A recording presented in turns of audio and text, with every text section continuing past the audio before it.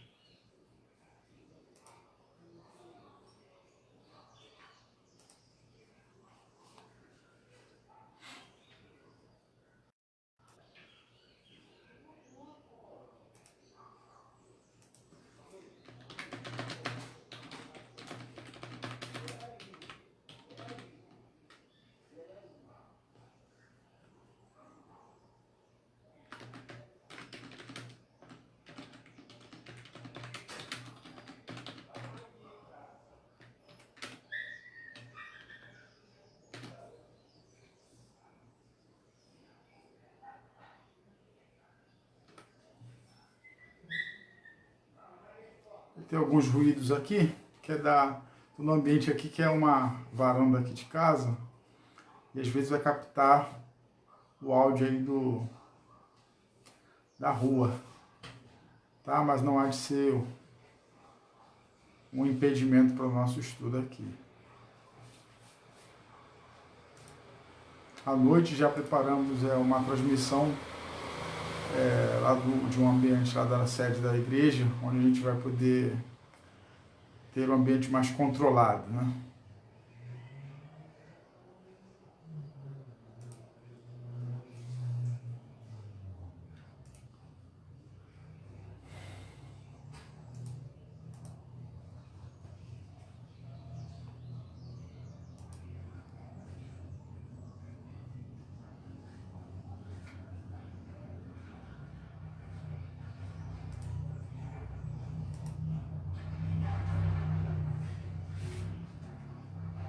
Já somos aqui em 3 pessoas, né? Vamos continuar aguardando. 9h16, vamos ver se a gente 9h20 consegue começar com quem estiver aqui, tá bom?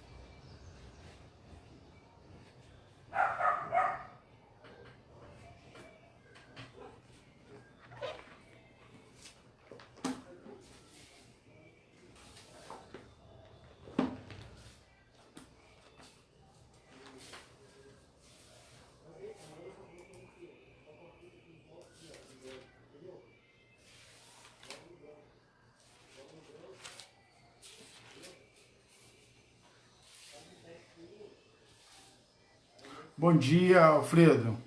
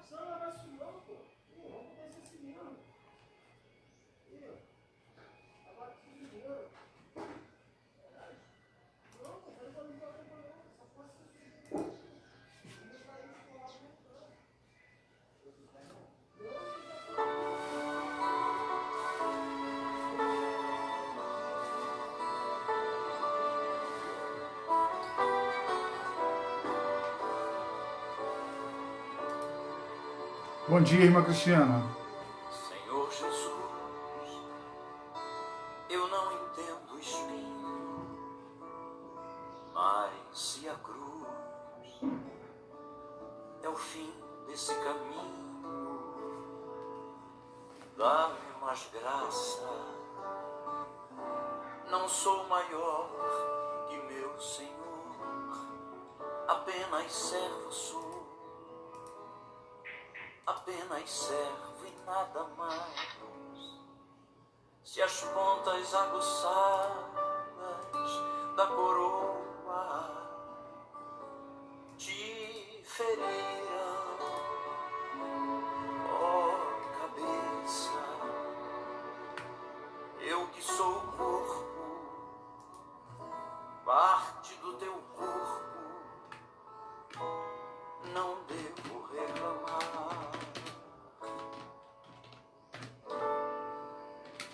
Dá-me mais graça, Senhor, dá-me mais graça. Passa os teus dedos nos meus olhos, vem me consolar. Dá-me mais graça. graça, faze-me em Cristo outra vez ser mais que vencedor.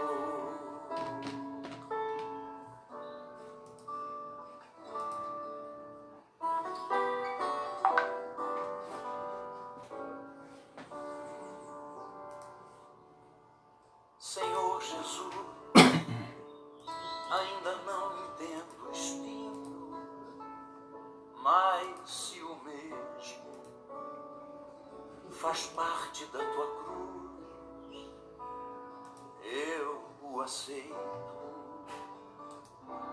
Não sou maior que meu Senhor, apenas servo sou, apenas servo e nada mais. Senhor, se estou por ti sendo Bom dia, Bebeto. eu quero aprovado ser agora. Sei o que tens a dizer e eu creio nisso também. Basta-me a graça.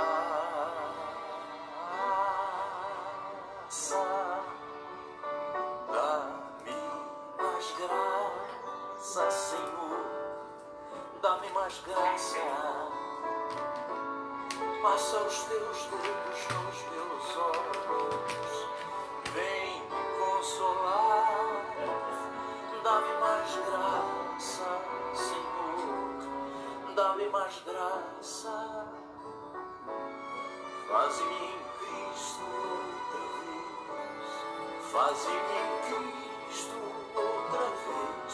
Faz-me em Cristo outra vez. Ser mais que vencedor.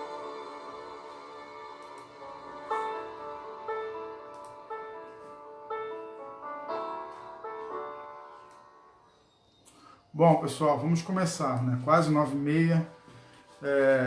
Então, alguns eu acho que vão chegando ainda ao longo do nosso estudo. E a gente vai fazer então esse período nosso de introdução, esse devocional breve. Vamos orar ao Senhor, né? Vamos agradecer a Deus por estarmos reunidos virtualmente mais uma vez para fazermos o nosso estudo bíblico. Eu vou dar umas palavras introdutórias e logo em seguida a gente entra no conteúdo da lição. Então, se você está lá no grupo do WhatsApp da igreja, vai rapidinho lá, logo depois da oração, e pega lá o texto da lição que está lá. Eu disponibilizei um link lá que vai disponibilizar para que a gente possa estudar esse conteúdo, tá bom? Vamos orar? Nosso Deus e Pai, nós queremos nessa hora, ó Deus, agradecer ao Senhor por este dia de domingo, ó Deus, por esta oportunidade de começarmos mais uma vez os estudos, ó Deus, na Tua Palavra, e que o Senhor possa nos abençoar, ó Deus, durante esse tempo novo de estudos, ó Deus, onde estaremos estudando o que o Senhor fez na vida, ó Deus, do Teu servo, o apóstolo Paulo, ó Deus, e que seja um tempo de inspiração para a nossa jornada cristã, para o nosso compromisso, ó Deus, com o Teu reino e com a nossa pregação, Senhor, do Teu Evangelho. Deus amado, seja com cada pessoa que está já assistindo a essa aula e também aqueles que vão chegar, ó Deus, ao longo do nosso estudo, participando conosco, que todos sejam, ó Deus, abençoados pelo Senhor, abençoados pela Tua Palavra. É a nossa oração, Pai, em nome de Jesus. Amém. Amém, meus irmãos. Eu não tenho um retorno. Se você tiver alguma colocação a fazer, coloca aí no comentário da lição. E em seguida a gente vai tentando interagir por essa ferramenta aqui dos comentários, tá bom? Perceba que quando você coloca o comentário, eu não leio imediatamente. Vai levar aí alguns 5 segundos até que ele apareça para mim aqui. Então, se você colocou, espera um pouquinho que eu vou ler, aí se tiver que voltar um pouquinho eu volto, tá bom? Antes de começar a nossa aula, propriamente dita, eu quero falar sobre o dia de hoje, né? A gente tem às vezes faz uma pausa também, porque meu celular está com a memória cheia, eu tenho que dar um jeito nisso aqui. Mas A gente tem uma situação no dia de hoje onde está um debate na rede social sobre fazer ou não fazer o jejum. E alguém até me perguntou no WhatsApp, no privado, sobre qual era a posição da nossa igreja. Então eu preferi não me pronunciar, foi uma questão de preferência com relação a... Todos tomaram conhecimento, né? No grupo da igreja lá circulou os vídeos e na rede social de modo geral sobre a convocação. E eu entendo que é uma convocação para o povo de Deus, ou não necessariamente uma convocação. Eu tratei como uma conclamação, que é diferente de uma convocação. A conclamação, ela tem essa característica de ser um pedido, né? Ser um convite. E dessa forma, cada pessoa, cada cristão, ele estará livre para atender, se entender que é pertinente. E eu entendo o seguinte: basicamente, o convite, a conclamação, é para que o Senhor seja buscado. Há uma situação onde um governante, pelas suas falas, algumas acertadas, outras não, tem, de alguma maneira, buscado que as pessoas de fé possam buscar a Deus para que essa situação esteja sendo resolvida. Então, de toda forma, com jejum ou sem jejum, é uma conclamação que cabe a nós atender como cristãos. Orar ao longo do dia, né? O jejum, ele não é apenas a abstenção do alimento sólido ou líquido, mas é também essa disposição de se colocar diante de Deus. O jejum, ele tem pelo menos duas características aí, uma simbólica e uma prática. A simbólica é que você deixa de... você mortifica a sua carne, né? Você de alguma maneira demonstra que a sua carne, o seu físico vai ficar mais amortecido para nesse dia a sua espiritualidade ficar mais aflorada. De modo que não é apenas a abstenção do alimento, mas também a dedicação de momentos, né, ao longo do dia, em orações, em meditações na palavra, em cânticos de adoração. Então, todos os que se sentem à vontade para fazer, têm condições físicas para fazer o jejum, eu recomendo, vamos fazer, né, vamos participar. Agora, aqueles que não as têm, né, ainda assim, não têm condições físicas, ainda assim podem participar orando, podem participar buscando ao Senhor. Então vamos ter em vários momentos desse dia a oportunidade para orar a Deus pelas autoridades, pelas estruturas que estão sendo montadas, né, para que Deus repreenda mesmo esse mal no nosso país, que ele não cause o dano que nós temos visto em outros países, tá certo? Há muita controvérsia, né? A gente achando que não é isso tudo, que é isso tudo. Então, assim, a gente só vai saber, irmão, são apostas. Nós só vamos saber de muitas coisas depois que passar todo esse tempo, tá bom? Então, se você recebeu o vídeo, se sentiu tocado a participar desse movimento nacional pelo nosso país e pelo mundo, você se coloque diante do Senhor. Eu gosto sempre de lembrar da experiência do Jonas, do profeta, que estava fugindo da vontade de Deus, e o navio, né, a embarcação estava a naufragar, e todo mundo estava fazendo alguma coisa para tentar resolver aquilo ali, buscando uma divindade que pudesse atendê-los, né? E a única pessoa que tinha uma relação pessoal com o Deus verdadeiro estava dormindo. Nós não podemos estar dormindo nesse momento, nós precisamos estar de fato diante do Senhor, na brecha, buscando ao Senhor pela nossa nação, pelos nossos e pelo mundo como um todo, né? Para que toda essa devastação causada por esse vírus possa passar e muito em breve nós possamos experimentar um tempo de paz, né, de saúde e prosperidade. Amém?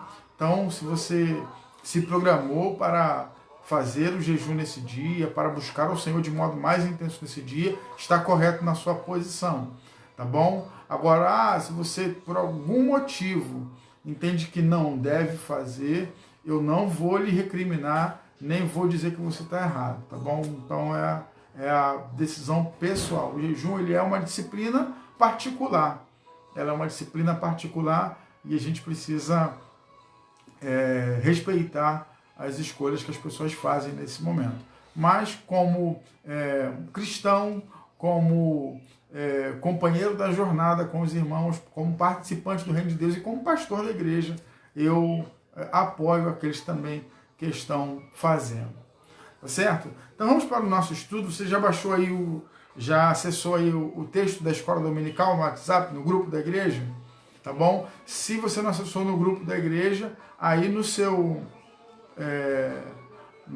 celular ou no computador, eu baixei aí coloquei o link onde você pode acessar pelo computador, só clicar em cima onde você estiver. Só que se você estiver assistindo pelo celular, você tem que fazer o seguinte: a mídia que você vai ter a revista e a mídia que você vai acessar o estudo precisam estar em lugares diferentes. Por exemplo, se eu vou assistir o vídeo pelo celular, eu preciso então ter um outro dispositivo conectado, um computador, um tablet, para que eu possa ter acesso ao material da revista, que não é impresso, ele é também um material digital, tá bom? Eu tinha preparado uma estrutura onde eu poderia projetar a revista na tela ao mesmo tempo que eu estivesse, mas deu um problema aqui, a câmera não acessou no dispositivo, né? Em breve a gente está resolvendo isso, acho que na semana que vem a gente já vai ter alguns dispositivos que vão nos ajudar nessas questões aí, tá bom? Então vamos lá. Nosso texto ele é a conversão que mudou a história. Nós vamos estudar durante esse trimestre a vida do apóstolo Paulo e a gente vai começar lendo a nossa lição lá no livro de Atos dos Apóstolos, o capítulo 9, do versículo 1 ao versículo 6. Atos 9, do 1 ao 6. E diz assim: Saulo, respirando ainda ameaças e morte contra os discípulos do Senhor, dirigiu-se ao sumo sacerdote e lhe pediu cartas para as sinagogas de Damasco, a fim de que, caso achasse alguns que eram do caminho, tanto homens como mulheres, os levasse presos para Jerusalém. Enquanto seguia pelo caminho, ao aproximar-se de Damasco, subitamente uma luz do céu brilhou ao seu redor. Ele caiu por terra e ouviu uma voz que lhe dizia: Saulo, Saulo, por que você me persegue? Ele perguntou: Senhor, quem é você? E a resposta foi: Eu sou Jesus, a quem você persegue. Mas levanta-te e entra na cidade, onde lhe dirão o que você deve fazer. Então esse é o texto base, né, da nossa lição, né, a conversão que mudou a história, a conversão de Saulo, que era um perseguidor da igreja, um fariseu perseguidor da igreja, e torna-se então um cristão fervoroso, muito comprometido com a missão de Deus, com a proclamação do reino de Deus no mundo conhecido. Eu deveria ter feito essa pergunta no começo, mas pergunto agora, quem está aí na live, está conseguindo ouvir bem o áudio aqui? Não sei se o pastor Wender ainda está presente, né? Mas quero saudá-lo aqui, o pastor Wender, pastor da Igreja Batista em Vila Jurandir. Então vamos lá, só dar um aceno aí de que está ok, que é um dos irmãos, para a gente seguir com o nosso estudo. E eu vou fazer leituras do texto da revista e fazer esses comentários, né? Uma vez que o que eu tinha programado não vai poder ser feito da maneira como gostaria. Tá bom, Alfredo, obrigado. Eu sei que o áudio está chegando. Então, esse texto que nós lemos, né, Atos 9, do ao 6, ele vai narrar um dos momentos mais marcantes da história.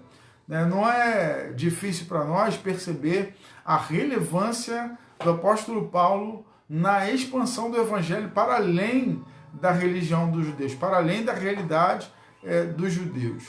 Né? Essa seita, né, que era conhecida no começo como seita judaica, lá no versículo 2, diz assim, ele pediu cartas para as sinagogas de Damasco, a fim de que se achasse alguns que eram do caminho, né, era como era conhecida os cristãos naquele momento histórico. Então, se achasse alguém do caminho, essa seita que até então era judaica, né, ela estava apenas entre os judeus, ele pudesse então levar preso. Porque quem tinha se convertido a Cristo, nesse contexto, ou era, obrigado, irmã Tereza, ou era judeu, né, ou era de nascimento, né, hebreu, ou convertido ao judaísmo.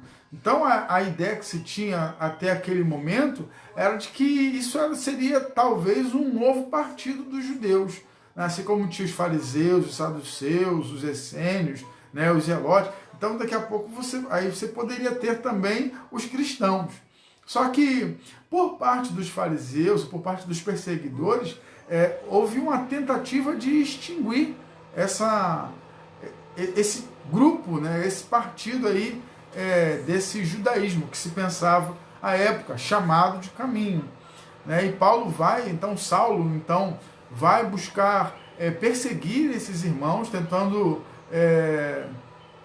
aniquilar, né? Só que o que a gente vai perceber é que isso, a partir da conversão de Saulo, né, e Deus, quando vai falar com Ananias para ir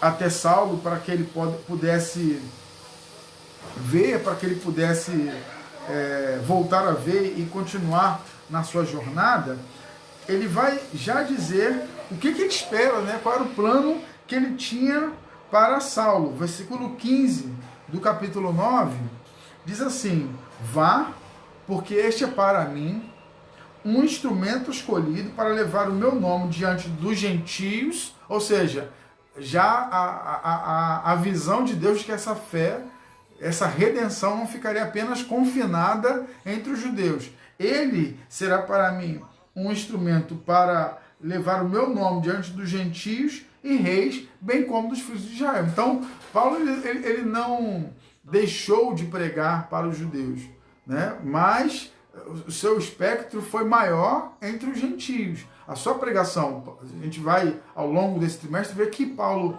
quando ia para algum lugar, ele logo procurava uma sinagoga onde ele pudesse conversar sobre a vinda do Messias.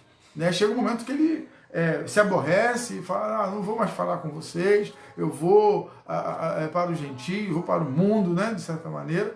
Mas Deus tinha esse propósito, esse plano na vida de Saulo, né, esse fariseu zeloso. Então, como diz aqui o autor da lição, né, o pastor saudoso já não está mais conosco, Exaltino, ele fala o vinho novo, né, usando essa palavra de Jesus, quando está falando da mensagem que ele trouxe. Aí Jesus fala do vinho novo e do odre velho. Né? Ele fala que o odre velho não pode conter o vinho novo. O odre, ele era o quê? Uma bolsa de couro, onde a fermentação, o vinho era depositado ali, e com o couro novo ele se expandia ainda mais, e essa fermentação não fazia romper. Agora, o couro já velho, se colocasse um vinho novo sem fermentação, com o passar do tempo, aquele couro se rompia, porque não ia aguentar. O odre, ele era o sistema religioso que Jesus estava colocando. E o vinho novo era a mensagem do Evangelho. E Jesus está dizendo, esse sistema religioso dos judeus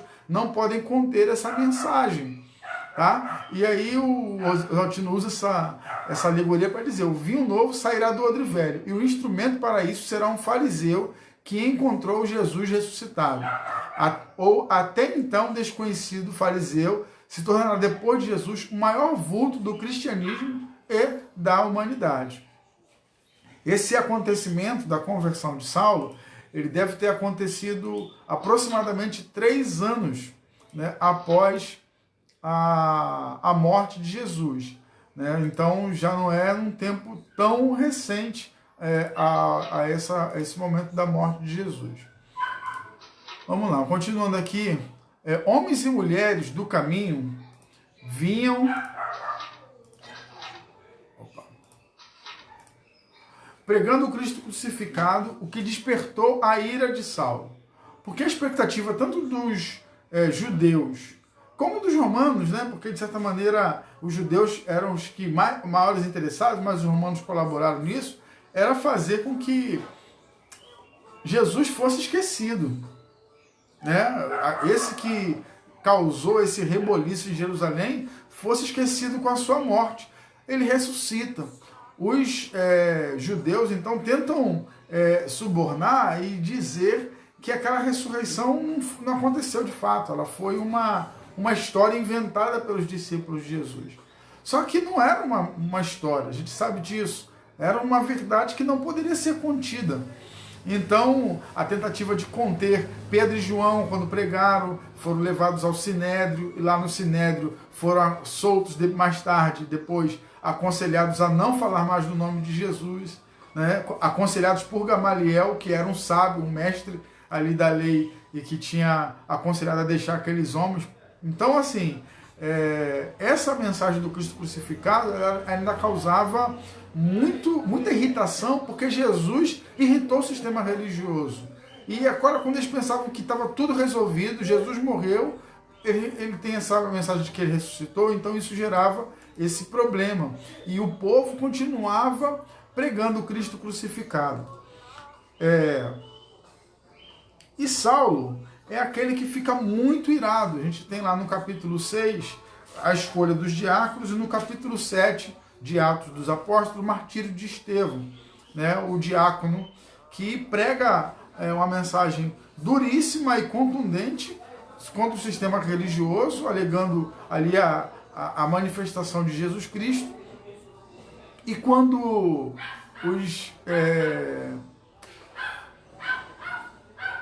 os discípulos começam a ser perseguidos, Saulo é aquele principal perseguidor que fez muitas perseguições, levou muitos cristãos para a prisão e a blasfemar, mas depois, quando a questão estava mais ou menos pacificada em Jerusalém, então ele vai buscar fazer essa perseguição em outro lugar, né, Damasco, ao redor de Damasco, procurando então fazer extinguir essa mensagem. O capítulo 9 mostra seu estado emocional, né? Ele estava o quê? Respirando ainda ameaças e mortes contra os discípulos de Jesus. Está no versículo 1. Um homem contra Cristo.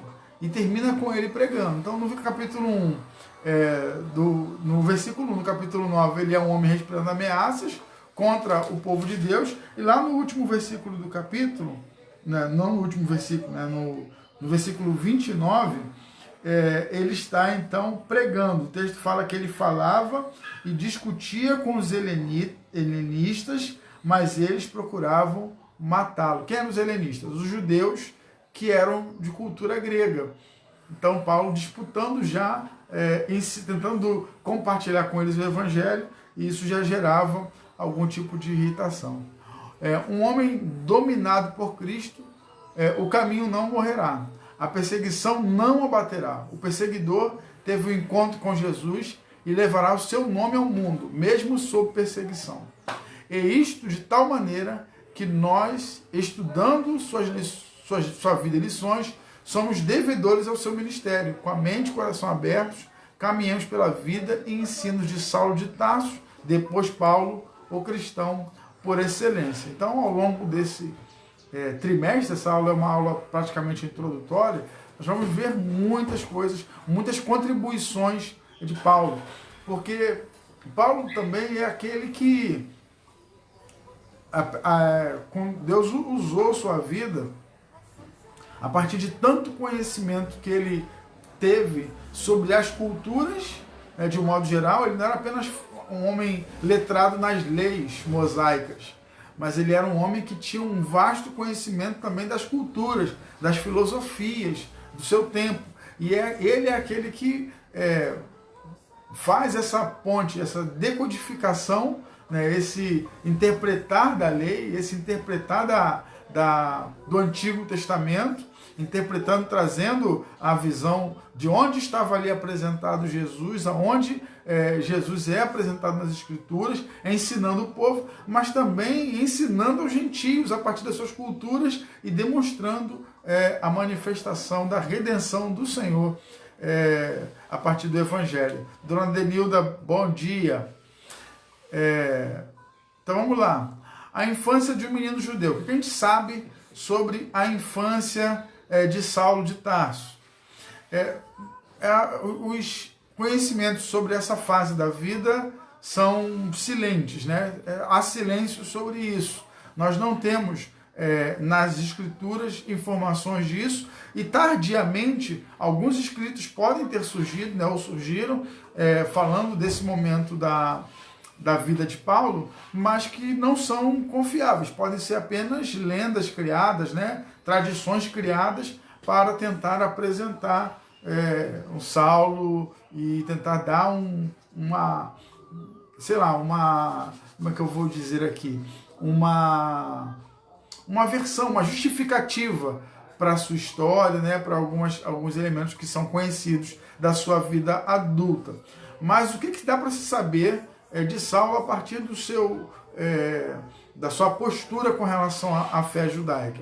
Primeiro, como um menino judeu, era um adolescente judeu, deve ter sido sucedido assim. Com 5 anos de idade foi alfabetizado, começou a ler as Escrituras. Com 6 anos foi enviado a uma escola rabínica, né, para aprender mais profundamente. Aos 10 foi instruído na lei oral, né, na tradição oral, que é ensinada oralmente.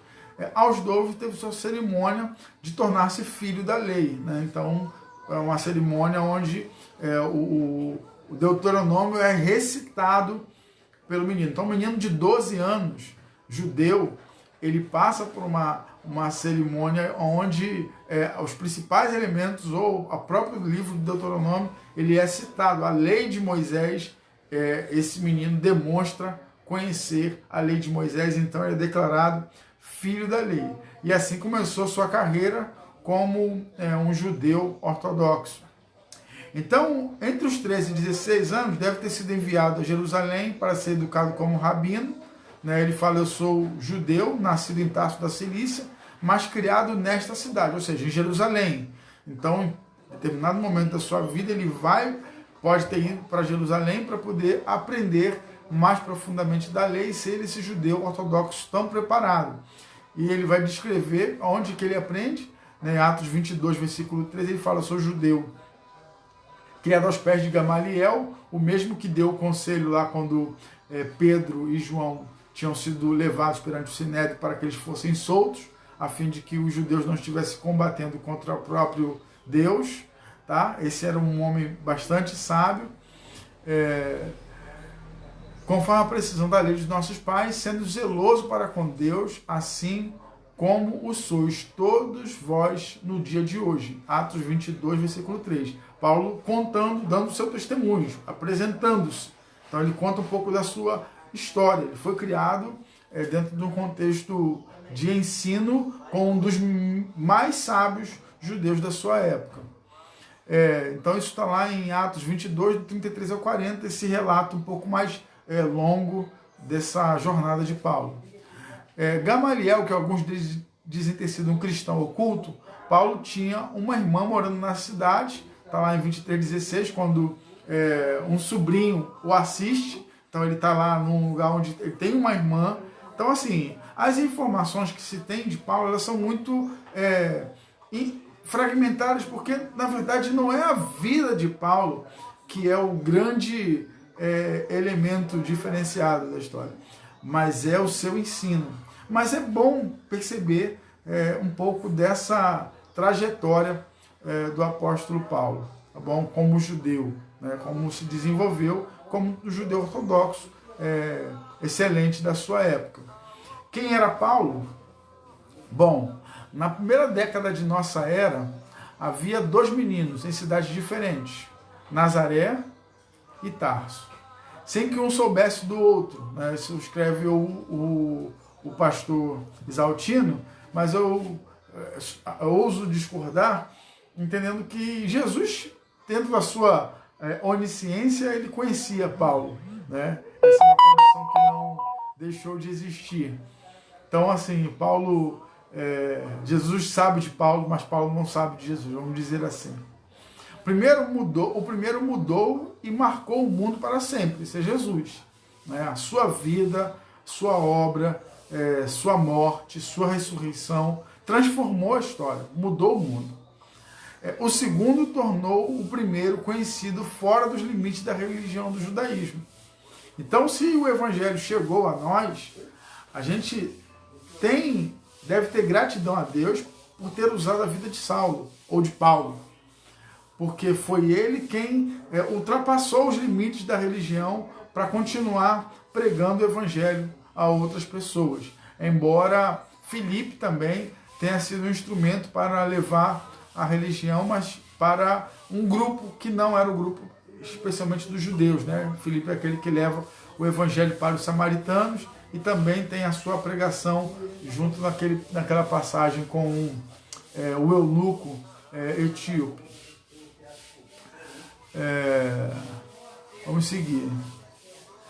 O segundo tornou o primeiro conhecido fora dos limites da religião, do judaísmo, e pôs a vida em função dele a ponto de dizer: vivo não mais eu, mas Cristo vive em mim. Graças ao segundo, sabemos muito do primeiro, Jesus de Nazaré, mas sobre ele, que sabemos? Quem foi ele? Ele nos responde. Lá em Atos 21, versículo 39, ele fala, quanto à sua natureza, né? Eu sou judeu, Paulo dizendo em Atos 21, versículo 39, eu sou judeu, natural de Tarso, cidade não insignificante da Cilícia. Então ele nasceu numa cidade importante, num contexto cultural importante. Não era um qualquer.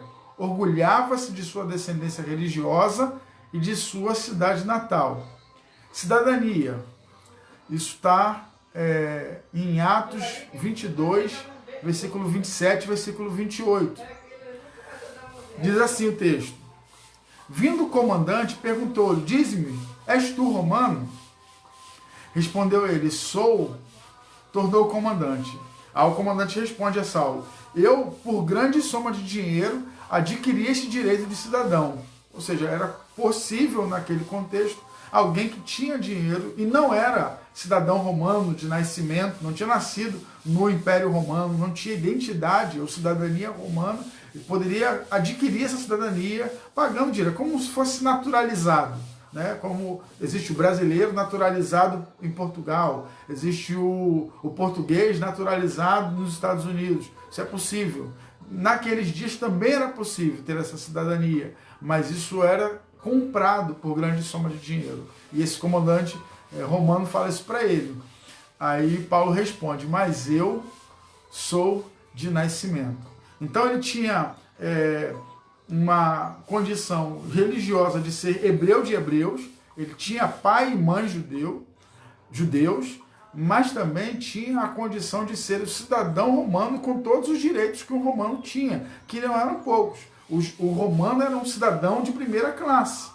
Os que não eram romanos tinham, inclusive, alguns direitos associados. Por isso que quando ele é surrado, talvez a gente vai ver isso ao longo dos estudos, ele apanha, ele é açoitado, e ele faz questão de informar que ele é romano, que aquilo ali não poderia ter acontecido. Por quê? Porque como não romano, aquilo ali poderia acontecer facilmente. Mas com o cidadão romano, isso não era uma coisa admissível. Pela sua cultura, segundo os outros, fazendo ele deste modo a sua defesa, disse a festa em alta voz. Isso está em Atos 26, 28. Estás louco, Paulo, as muitas letras te fazem delirar. Então Paulo perante Festo, fazendo a sua defesa, a sua própria defesa, né? Festo olha a inteligência de Paulo, todo o seu conhecimento e diz, Paulo, você está maluco, as muitas letras, então você estudou tanto que você ficou doido, cara. Então essa é usando para nosso português mais coloquial aqui, é o que ele está dizendo para Saulo. Você estudou tanto, você tem tanta cultura, que você ficou maluco. Né? Não tem gente que às vezes fala assim, o fulano estudou tanto que ficou doido, isso é muito estudo. Paulo era um camarada que nós poderíamos talvez dizer isso. Pela sua religião. Então, religiosamente, olha, ele segue todos os trâmites religiosos, não tem nenhum pecado que Paulo possa ser apontado a você é um judeu, mas você é um judeu, mais ou menos. Ele diz, circuncidado ao 8º dia, da linhagem de Israel, da tribo de Benjamim, hebreu de hebreus. Quanto à lei, fui fariseu. Quanto ao zelo, persegui a igreja. Quanto à justiça que há na lei, fui irrepreensível. Filipenses 3, 5 e versículo 6. E é interessante que, por exemplo, lá no texto de Filipenses capítulo 3, o apóstolo Paulo, ele não está contando isso daí para tirar onda, para se orgulhar ou para se gloriar. Ele chega a dizer que ele considera isso tudo nada por causa da sublimidade do conhecimento de Cristo. Então ele não conta essa história toda para poder ficar tirando onda e falar assim, se eu pudesse me apegar a alguma coisa, eu teria. Mas eu não me apego a nada disso, porque para mim, tudo isso diante da excelência de Jesus Cristo é nada. Tá? Mas apenas para a gente perceber um pouco da identidade desse homem, né, que foi usado por Deus para essa grande revolução no mundo na sua época. Membro da seita mais ortodoxa do judaísmo, ele foi irrepreensível. Você lembra que o fariseu quem? É aquele que fica no pé de Jesus. Ah, os seus discípulos não lavaram a mão. Ah, os seus discípulos não jejuam. O fariseu é esse que fica com essa... fazendo questão dessas pequenas coisinhas. Né? Alguma pausa que der no vídeo, irmão, perdoa aí, porque o celular está com a memória cheia, às vezes eu preciso destravar aqui, porque ele dá uma pausa no vídeo. Espiritualmente, está em 1 Coríntios capítulo 15, versículo 9 e versículo 10. Ele diz, pois eu sou o menor dos apóstolos, que nem sou digno de ser chamado apóstolo, porque persegui a igreja de Deus. Mas pela graça de Deus sou o que sou.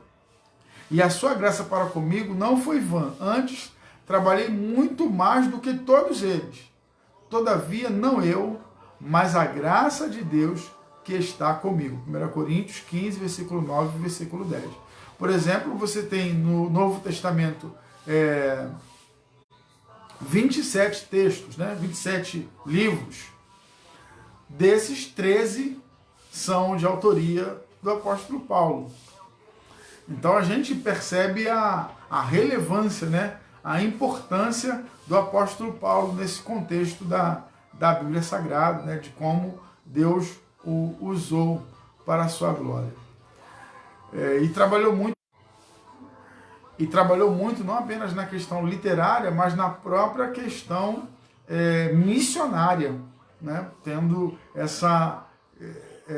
esse comprometimento com a ida a outros povos na pregação do Evangelho. Extraordinariamente culto, de grande capacidade de trabalho, espiritualmente zeloso, judeu radical, sua conversão redirecionou todo o seu cabidal a serviço de Jesus. No dizer de Stott, né, John Stott, também um outro pastor falecido, anglicano, da Inglaterra, Paulo era um homem intoxicado com Cristo, ou seja, Cristo tinha penetrado todo o seu ser. O mundo deve muito a este homem, que Roden denominou de o maior bandeirante do Evangelho. Sua paixão por Jesus é um desafio à nossa fé. Quando a gente olha para a atitude de Paulo com relação ao Evangelho, o reino de Deus, e a nossa atitude, por mais zelosos que nós sejamos, a gente se sente um pouco envergonhado, fala a verdade. A gente percebe o quanto Deus ainda pode usar a nossa vida e o quanto nós talvez sejamos aí negligentes com o que Deus pode fazer e quer fazer na nossa vida. A transformação de Paulo. Uma palavra de Paulo merece nossa atenção maior, por sintetizar sua vida. Ele diz, não sou digno de ser chamado apóstolo, porque persegui a igreja de Deus. Há dois limites nela: perseguidor da igreja de Deus e apóstolo, né? Dois extremos aí. A mudança se deu no caminho de Damasco. Há três narrativas de sua conversão. Em Atos 9, do 1 ao 19, é narrada por Lucas, né? Lucas, que é o que escreve o o livro de Atos dos Apóstolos. Então, essa primeira narrativa é uma narrativa de terceiro. Depois, nós vamos encontrar, no próprio livro de Atos, Lucas descrevendo um discurso que Paulo fala ao povo, falando da sua própria conversão. Está em capítulo 22, do 1 ao versículo 16. E no versículo 26, no capítulo 26, do versículo 10 ao 18, quando ele vai, então, diante de Agripa de festa para fazer a sua defesa formal, ele também dá o seu testemunho. Ou seja, ele usa uma defesa formal perante o tribunal para dar um testemunho e pregar o evangelho. Interessante, né? Esta experiência o marcou para sempre. Nunca mais Paulo foi o mesmo. A conversão, ela é a transformação de uma pessoa. Ela deve mudar uma pessoa. Se alguém está em Cristo, o próprio apóstolo Paulo escreve, é nova criatura, é nova criação. As coisas velhas passaram, tudo se fez novo. Então a conversão transforma o perseguidor no arauto do evangelho. O perseguidor da igreja agora no perseguido, no arauto, naquele que vai testemunhar, no mártir. Muitos tentaram desacreditar essa experiência, dando-a como produto de cansaço físico e emocional ampliado por uma caminhada ao sol do meio-dia. Isso, algumas pessoas ao longo da história tentando justificar o que foi que transformou, por que Paulo se converteu, por que Saulo, que era perseguidor, deixou de ser perseguidor. Então alguns vão atribuir isso a um estresse físico, emocional, associado a um sol escaldante. Então, os que tentam desqualificar, né, na verdade, a conversão de Saulo, vão encontrar motivos psicológicos, físicos, climáticos para tentar desqualificar essa conversão. Assim como se faz hoje. Por exemplo, a pessoa se converte, né, genuinamente, mas alguém tentando desqualificar vai dizer que é por outro motivo. Ele está se convertendo porque ele quer arrumar namorada na igreja. Ele está se convertendo porque ele queria fugir dessa situação. Então, várias pessoas tendem a não crer. Aquele que não crê tende, às vezes, a tentar desqualificar a conversão daqueles que finalmente creram. Outros tentam atribuir a Saulo, né, uma doença mental. Sua conversão teria sido apenas uma alucinação. Isso acontece muito entre judeus também, nos nossos dias, né, para justificar como um homem tão preparado teria se convertido, mudado tão radicalmente a sua visão a respeito de Jesus e do reino de Deus. Mas a verdade o fato é que o evento foi sobrenatural e não uma ilusão, pois foi uma luz muito forte que o sol do deserto ao meio-dia foi uma luz mais forte que o sol do deserto ao meio-dia. Vocês estavam andando ao meio-dia no deserto e de repente uma luz os cercou. Ou seja, se você está num deserto ao meio-dia, é o pico do sol, é o ponto, é o dia perfeito que está lá no Eclesiastes, né? E ele se converte, mas o texto fala que um clarão cercou. Isso é algo extraordinário. É mais forte do que a luz do sol no pico mais alto da sua luminosidade. Tá? Os homens ouviam a voz, mesmo não entendendo.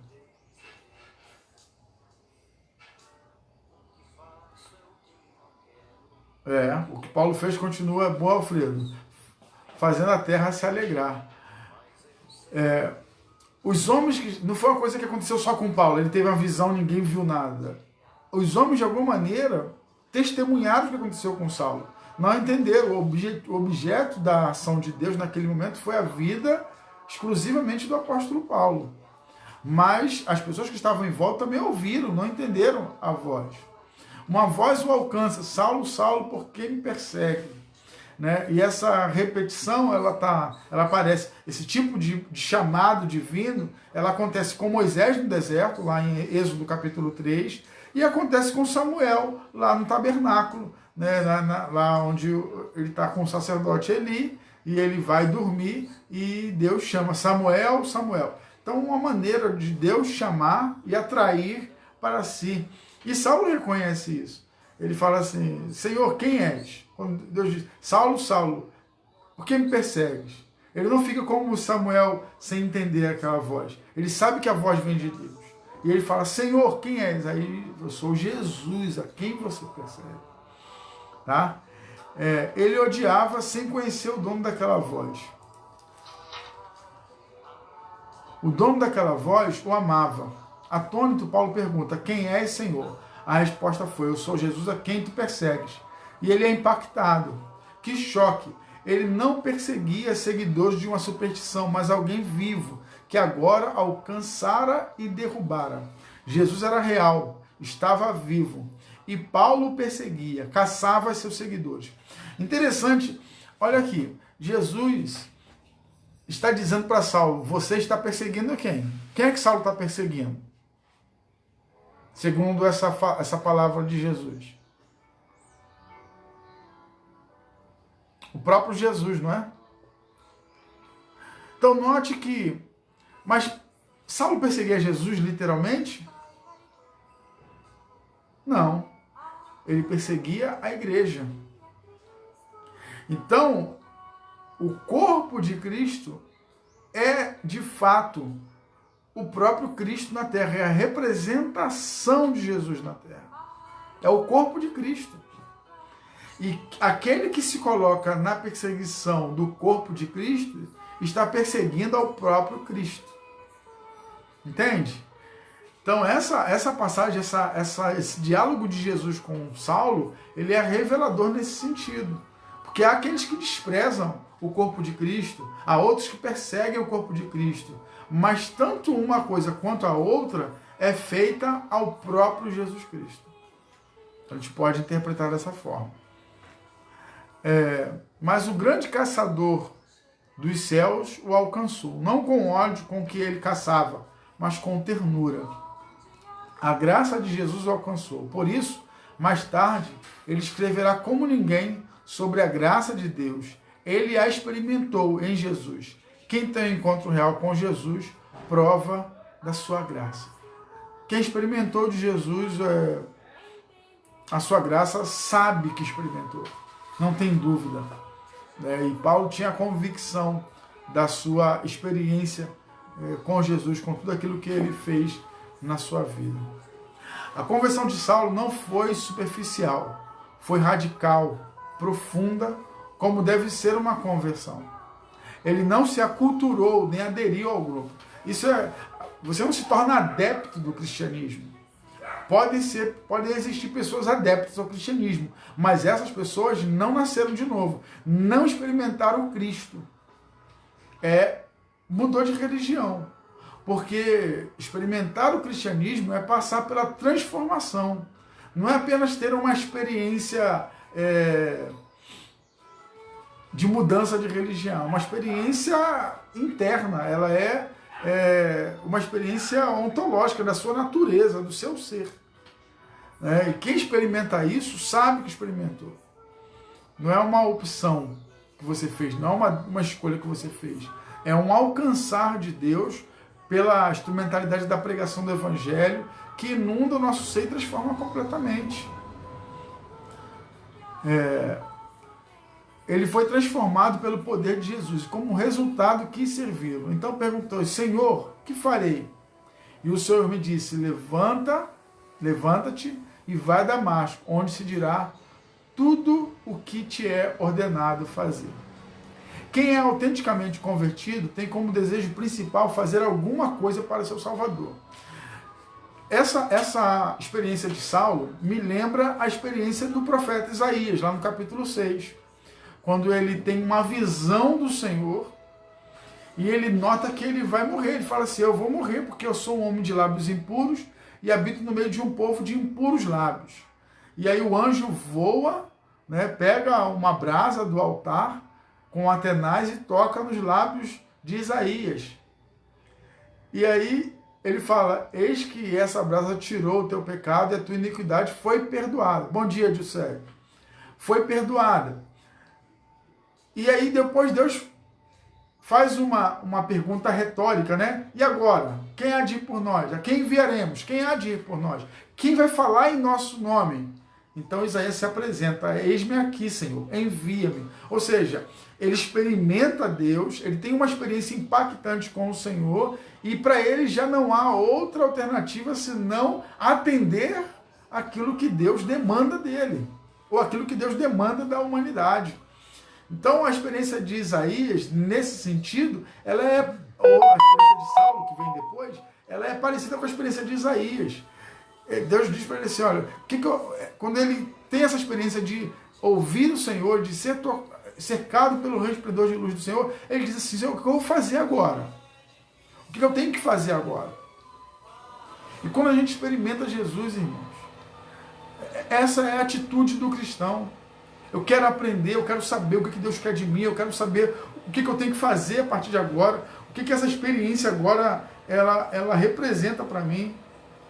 Eu lembro no meu período inicial da minha conversão, eu busquei compreender a vontade de Deus para minha vida. Procurei conhecer o máximo que eu podia sobre a vontade de Deus, sobre aquela nova vida, aquela nova natureza, agora o que se demandava de mim.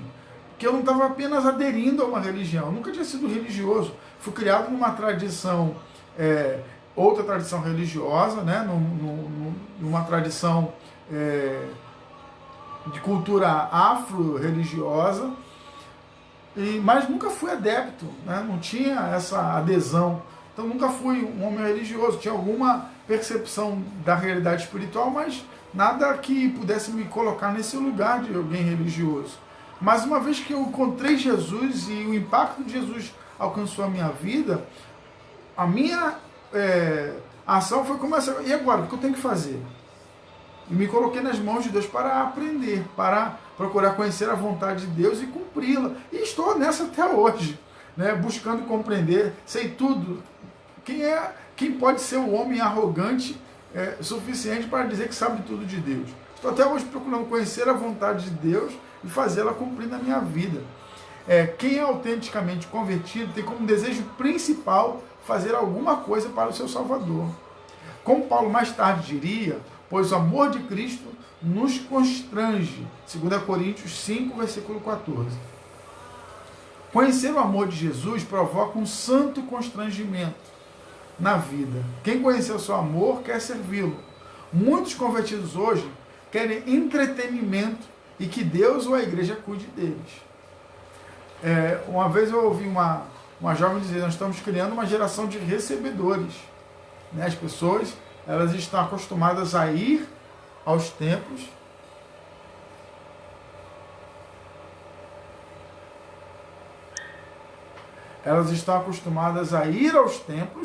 e serem servidas nesse ambiente. Bom dia, Joyce. Seremos servidas nesse ambiente. E isso não é algo bom, não é algo desejável. Porque, na verdade, uma vez que Cristo entrou na minha vida, eu preciso agora me colocar nas mãos dele para fazer aquilo que ele mesmo deseja. Nunca se pergunta o que podem fazer pelo seu Senhor. Uma pessoa verdadeiramente salva é grata e mostra espírito de serviço. Muitos querem ser servidos, mas a vida cristã é servir. Jesus nos deu o exemplo, pois também o Filho do Homem não veio para ser servido, mas para servir e dar sua vida em resgate de muitos. E se Jesus é o nosso paradigma, ele é o nosso exemplo, ele é o nosso modelo, então devemos seguir o exemplo de Jesus. Dar a nossa vida em serviço pelo reino de Deus, pelos propósitos que Deus tem a cumprir nesse tempo. Nenhum coração é bastante duro para ser alcançado pela graça de Jesus. Não deixemos de orar por pessoas sem Cristo, pensando que elas são muito duras e nunca se converterão. Não há limites para o poder de Jesus. Saulo, ninguém veria Saulo como alguém convertido. Ninguém acreditaria que Saulo seria um crente em Jesus Cristo. Oi Patrícia, graça e paz. Mas foi. Não há limites para o que Deus pode fazer ao alcançar alguém. Então nós podemos confiar e crer naquela pessoa, na conversão daquela pessoa que parece mais improvável de se converter. Segundo lugar, o propósito real de Deus para nós só pode ser descoberto em Cristo. A conversão que direciona a nossa vida. Nossas prioridades mudam, irmãos. Quando Jesus ele entra na nossa vida, os nossos propósitos eles são redirecionados. Então, muitos de nós tínhamos outro caminho, né, outros planos, mas a conversão em Cristo, se não redirecionou, pelo menos deu um novo significado a alguns planos que já tínhamos. Então a gente pode ter essa experiência, verificar essa experiência em nós. E terceiro, quem é convertido deseja servir a Jesus. A vida cristã é dedicação a Cristo, não busca de vida fácil e prazerosa. Então não é parar de sofrer, não é ter aquilo que seria impossível ter se não fosse Jesus na sua vida. Você pode ser próspero. Deus pode prosperar a sua vida. Eu penso que, por exemplo, uma pessoa que tem uma vida desregrada, né, beberrão, pessoa que se envolve com prostituições, essas coisas são degradantes por si e vão trazer grandes prejuízos para a vida daquele que está nessa prática. Uma vez que essa pessoa se converte a Jesus Cristo, todos os seus valores mudam e apenas o simples abandono de algumas práticas degradantes já vai representar na vida desse salvo, dessa nova criatura, uma nova perspectiva de prosperidade na sua vida. Agora, a gente não pode confiar ou esperar que uma conversão vá trazer para a gente todas as riquezas desse mundo, porque não é a promessa de Jesus. Inclusive, isso já é citado até de modo recorrente, quem prometeu as riquezas desse mundo foi Satanás quando encontrou Jesus. E ele vai e fala, tudo isso te darei, as riquezas, os poderes do mundo, dizendo o quê? Se prostrado me adorar. Ou seja, quem promete a riqueza do mundo como contrapartida à adoração não é Deus, é Satanás. Né? O Carlos Alberto aqui também dando a sua contribuição, ele falou, o encontro com Cristo Jesus transformou a vida de Paulo, transformou a minha vida e pode transformar a vida de qualquer pessoa. Verdade. O que Deus fez na história não quer dizer que ele vai fazer da mesma maneira, mas também não significa dizer que ele não faz mais. Então, dentro do nosso contexto, com as nossas particularidades, mas Deus pode entrar na vida de alguém e trazer um impacto semelhante ao que trouxe na vida do apóstolo Paulo. O amor do Senhor nos constrange. Agora, quando a gente olha para o tamanho do amor, né, o Cauã coloca aqui, quando a gente olha para o tamanho do amor de Deus e para a nossa contrapartida, não que Deus esteja esperando uma contrapartida. Mas, irmãos, a gente precisa pensar o seguinte, quando nós fomos alcançados por esse tão grande amor, não é possível ficar da mesma maneira. Então, o mínimo é o constrangimento, no sentido de, caramba, eu não mereço tanto amor. Mas a partir daí, também há uma nova atitude. Porque não é apenas uma mensagem que alcançou a nossa vida. É uma metanoia, é uma transformação de mente e uma presença, que é a presença do Espírito Santo. Então, na conversão, o que acontece? Acontece uma transformação de mente, o arrependimento, a metanoia, a mudança, os nossos olhos passam a ver o mundo de uma outra maneira, mas também há uma presença do Espírito Santo agora em nós, que agora nos ajuda, potencializa a transformação, torna a transformação possível. Na minha experiência de conversão, por exemplo, fechei aqui, está acabando. Eu tinha algumas prisões, como vícios, que tentava abandoná-los e não conseguia sozinho. A fé, a presença do Espírito Santo foi o que tornou possível abandonar aquelas prisões, ter aquelas amarras, né, aqueles grilhões quebrados. Então a gente precisa olhar esse aspecto transcendental da fé, que vai além da realidade material, física. A fé não é apenas uma questão intelectual, ela é uma questão extremamente espiritual, poderosa. Isso é a fé em Jesus. Porque eu faço diferença entre fé e crendice. A crendice são todas as coisas que eu vejo, as superstições, né, a idolatria, então tudo isso aí. A fé é outra coisa. A fé é um relacionamento pessoal com Deus. A crença num Deus pessoal. Esse negócio, o universo. Né? O universo não. Deus tem uma identidade e se deu a conhecer a nós na pessoa de Jesus. Por isso Saulo pergunta, Senhor, quem és? Deus tem uma identidade. Não é o universo. Vou jogar para o universo. Você vê muito as pessoas falarem isso. Obrigado, universo. Irmão, isso não é coisa de crente, não. No universo. O universo não tem nada. O universo é criação. O universo é o que Deus criou.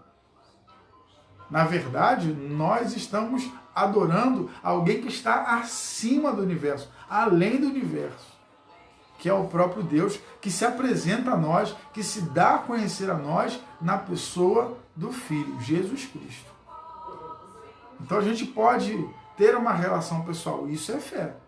Uma relação pessoal com Jesus de Nazaré, o Filho de Deus.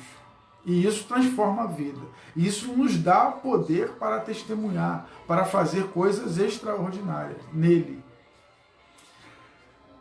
Não vou estender mais, a nossa aula é introdutória. Entendemos um pouco aí do encontro, a conversão que mudou, né, a história, porque Jesus é aquele que transforma o mundo, a história, mas Saulo tem uma representação importante nisso. Após eu concluir esse vídeo, no comentário eu vou deixar o link, eu vou criar aqui ainda, não criei, o link para a próxima lição, a lição número 2. Deixa eu ver aqui, só localizar aqui, ver do que ela trata, para já dar o termo para você para a próxima semana. Algumas pessoas chegaram depois, mas na próxima semana a nossa aula começa às 9 horas da manhã. Bom dia, Fabrício. Às 9 horas da manhã. E a gente vai mais ou menos até esse horário, 10h30. Tá bom? Hoje a gente atrasou um pouco por causa de algumas questões técnicas. Nós ainda estamos nos acostumando a isso. Eu não queria fazer a live pelo celular, mas não teve outro jeito. Então, na próxima semana, Escola Bíblica,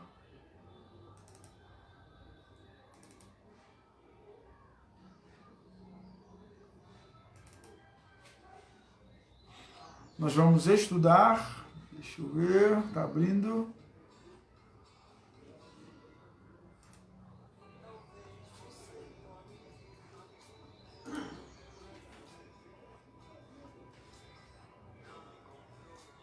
Espera um pouquinho aí, pessoal, não sai agora não.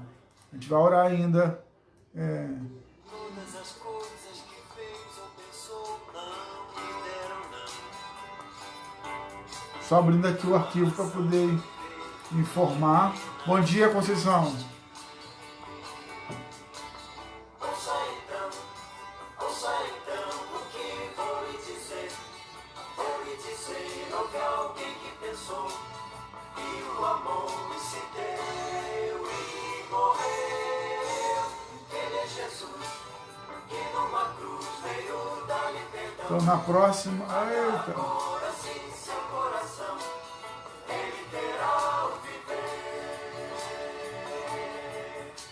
Lição número 2. Próxima semana, vamos estudar a universalidade da obra de Cristo, ou seja, o alcance da obra de Cristo, e vamos estudar a partir do texto da carta do apóstolo Paulo aos Romanos. Então, semana que vem, domingo que vem, a partir das 9 horas da manhã. A gente não estamos indo aos templos, mas estamos ativos aqui pela internet, na página do Facebook, e vamos seguir. Logo mais às 18 horas, o nosso culto, né? Então, o nosso culto de louvor a Deus, nós não transmitimos o culto, nós usamos essa ferramenta para nos reunirmos e fazermos então o nosso culto. Vai ser bem interessante, corrigimos algumas falhas da semana passada e estaremos às 18 horas em ponto, entrando no ar para que a gente possa cultuar ao Senhor juntos, tá bom? Então vamos orar ao Senhor, vamos falar com Deus nesse momento. Nosso Deus e Pai, muito obrigado, Senhor, por este primeiro momento, esse primeiro estudo dessa série. Senhor amado, obrigado pela vida do apóstolo Paulo, Senhor, esse homem que o Senhor usou na história para causar um impacto na sua geração. Senhor amado, que seja ele, ó Deus, também uma inspiração para nós, ó Deus, para continuarmos seguindo o nosso modelo, o nosso mestre, o nosso Senhor, que é o nosso amado Salvador Jesus Cristo. Deus querido, seja conosco ao longo desse dia, receba, ó Deus, toda a nossa adoração, toda a nossa devoção, que lhe ofertamos, ó Deus, nesse dia, para a tua glória. Livra, Senhor, o nosso país desse mal, dessa epidemia, Senhor, e que muito em breve possamos experimentar um retorno, ó Deus, às nossas atividades, aos nossos encontros presenciais, para que possamos, ó Deus, celebrar a tua glória. Oramos assim em nome de Jesus. Amém. Amém, irmãos. Deixa eu dar uma instrução para os irmãos aqui nessa manhã. No começo desse vídeo eu dei uma palavra e eu vou reintroduzir algumas questões. Primeiro, com relação ao dia de jejum e oração. A gente sabe que o nosso país está numa disputa política muito grande,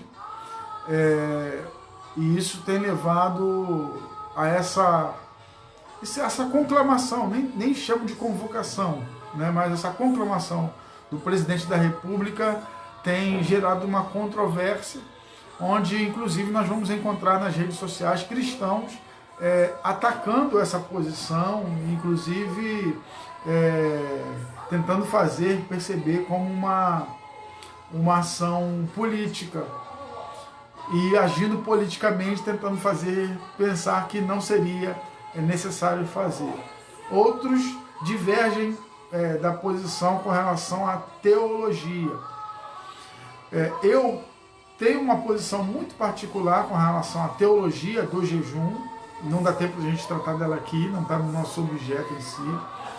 Mas eu entendo que toda disposição que se tiver para buscar ao Senhor, para que esse mal seja dissipado da nossa sociedade, é útil, é importante. Então, se você nesse dia, e não apenas nesse dia, obrigado, irmã Tereza, né, que você possa nos acompanhar mais vezes nesse ambiente virtual, vai ser para nós uma honra, viu? Você tem uma importância também grande para a nossa igreja. Eu então entendo que se você tem a condição física de jejuar, né, de se abster de alimentação, né, algum período do dia, eu entendo que você possa fazer. Não vejo que há problema, há contradição, alguma coisa nesse sentido. No entanto, se você fisicamente não tem condições de fazer, mas pode guardar alguns momentos nesse dia em oração, em leitura da palavra, em adoração a Deus, eu recomendo que você faça, tá bom? Não vou dizer assim, o pastor da igreja colocou a igreja em jejum. Não estou fazendo isso, porque entendo também que o jejum ele é uma disciplina espiritual, a partir da nova aliança, tem uma leitura nova e é uma disciplina espiritual particular. Então, você pode fazer hoje, pode fazer amanhã, mas é bom saber que a gente está incluído num movimento nacional com outros irmãos buscando a face de Deus para que Ele sare a nossa nação, para que Ele nos livre desse mal. Então, se você faz, não erra, não faz errado. Mas se por algum motivo você entende que não deve fazer por causa disso, daquilo, ou por qualquer motivo que seja, ninguém é obrigado a fazer algo contra a consciência. Eu também não quero colocar você debaixo de um jugo com alguém que está jogando contra a nossa nação. Quero recomendar que você também se una aos seus irmãos no mundo, no Brasil, na busca ao Senhor para que Ele livre a nossa nação. Porque é dele que vem o nosso socorro. Nós não desprezamos os cientistas que estão pesquisando, nós não desprezamos os médicos que estão nos socorrendo, os profissionais da saúde, os profissionais das funções essenciais, nós não desprezamos nada disso. Mas reconhecemos que acima de tudo isso está o Senhor. Se o Senhor não vigiar a cidade, é em vão que a sentinela vigia. Mas a conclusão que a gente chega é, se o Senhor vigiar a cidade, então não é em vão o trabalho da sentinela. Então, se o Senhor abençoar a nossa nação, abençoar o mundo de um modo geral, não será em vão o trabalho do cientista, o trabalho do médico, o trabalho do policial, o trabalho das pessoas que estão transportando os alimentos. Não será em vão o trabalho de toda essa gente querida e importante para o nosso mundo. Tá bom? Então, que Deus nos abençoe. No próximo domingo é o domingo de Páscoa. Apenas essa última informação. É notório que a gente não vai estar reunido no domingo que vem. Não vai dar para fazer o encontro da Páscoa com toda a igreja. Eu vou transformar essa informação numa informação mais detalhada, mas eu quero recomendar já algo importante, que você faça em família. A recomendação da Páscoa dos judeus é uma refeição em memorial ao livramento que o Senhor fez ao tirar o povo do Egito. Eu recomendo a cada família fazer um encontro, uma refeição diferente. Se você talvez tenha aquela costume de almoçar na frente da televisão, cada um almoça num horário, nesse domingo, o próximo domingo, você vai fazer diferente. O seu almoço vai ser um almoço em família. Todos vão sentar no mesmo ambiente, à mesa, se tiver a mesa, ou no mesmo ambiente, se não houver a mesa, para fazer a refeição. E nessa refeição, eu quero que você tenha 2 elementos especiais preparados ali nessa refeição. O pão, que representa o corpo de Cristo, e o vinho. E eu não estou orientando a você fazer a ceia do Senhor como a gente faz na igreja. Mas nessa refeição você vai ter esses elementos presentes como um ato memorial da sua família em relação ao livramento que Deus proporcionou a nós a partir do sacrifício de Jesus Cristo por todos nós.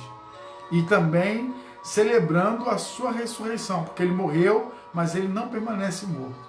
Ele vive. E todos possam participar. Nós não estamos fazendo a ceia do Senhor. Nós só vamos fazer a ceia do Senhor quando nós estivermos reunidos como igreja no mesmo lugar.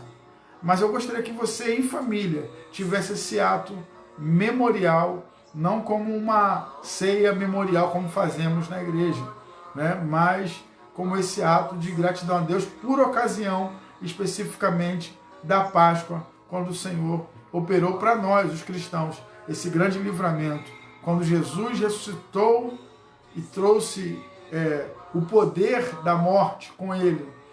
E agora nós, em Cristo, não morremos mais, mas viveremos com Ele eternamente. Então você pode preparar lá o suco de uva, o pão, para ter ali presente a sua refeição durante esse domingo e fazendo essa distinção. Essa informação vai ser mais detalhada, tá bom? Mas nós vamos ser gratos a Deus por esse tempo tão importante na nossa vida, tá bom?